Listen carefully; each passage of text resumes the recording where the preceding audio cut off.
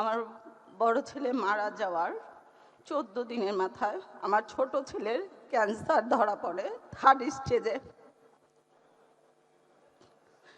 আমার বড় ছেলে 5ই আগস্ট মারা যায়। 10 তারিখ আগস্টের আমি পিজি হসপিটালে ভর্তি হই। 19 তারিখে আমার ছোট ছেলের ক্লোন ক্যান্সার ধরা পড়ে। একটা 13 বছরের বাচ্চার 3rd স্টেজের ক্যান্সার, তার লাইফে আর কি চাওয়া পাওয়া থাকতে পারে? তার বড় ভাইয়ের মৃত্যু 14 দিন আগে। ইভেন আমার বড় ছেলে মারা যাওয়ার 7 মাস 13 দিনের মাথায় আমার হাজব্যান্ড ব্রেন স্ট্রোক করে মারা যায়।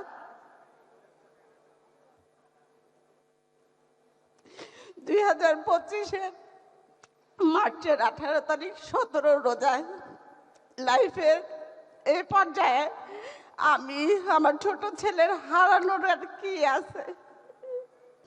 আমি এই দুঃসময়ে আমার ছোট ছেলেকে বাঁচানোর লড়াই এতটা অসহায় হয়ে যায় যে আমি তখন তত্ত্বাবধায়ক সরকারের কাছে যাওয়ার পরেও তারা আমার বিন্দু মাত্র সাহায্য করে না। আমি স্বাস্থ্য উপদেষ্টার কাছে 3 বার আমার এই অসুস্থ ছেলেটাকে নিয়ে যেয়ে সারাদিন বসে থাকি কেমো দেওয়ার পরে। উনি আমাকে বলে ওনার হাতে কিছু নাই, আমার সন্তানই ট্রিটমেন্ট পায় না, কারণ ও শহীদের ভাই। এই খবর কোনোভাবে আমরা বিএনপির পরিবার কাছে পৌঁছায়। আমি শুধু আমার ছেলে 3টা কেমো খুব কষ্ট করে প্রোভাইড করি। 4 নাম্বার কেমো থেকে আল্লাহর রহমতে জনাব তারেক রহমানের পরিবার, আমরা বিএনপির পরিবার আমার পাশে পাই। জীবনে বাঁচার লড়াইয়ে ওনারা আমার ছেলের পাশে আর আমার পাশে কিভাবে ছিলেন হয়তো আমি আপনাদের বুঝাইতে পারবো না। তখন তো আমাদের যাদের ডাকে আমার সেটা একটু বাইরে করা দাও, কারণ ডাক্তার বলছিল সিঙ্গাপুরে সার্জারি করাইলে ওর জন্য সবচেয়ে বেস্ট হবে, কারণ এত ছোট বাচ্চা 3rd স্টেজের কেমো তো।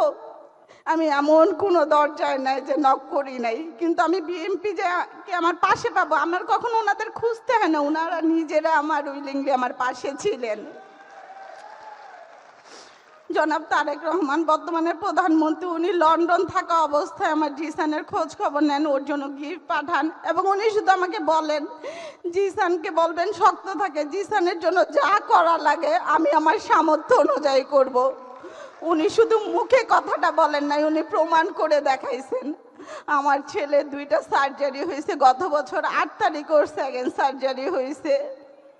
রোমান ভাই নিজে হসপিটালে যায় আমার জিসানকে দেখে আসছে। আমরা বিএনপির পরিবারের প্রত্যেকটা সদস্য আমার আর জিসানের পাশে ছিল।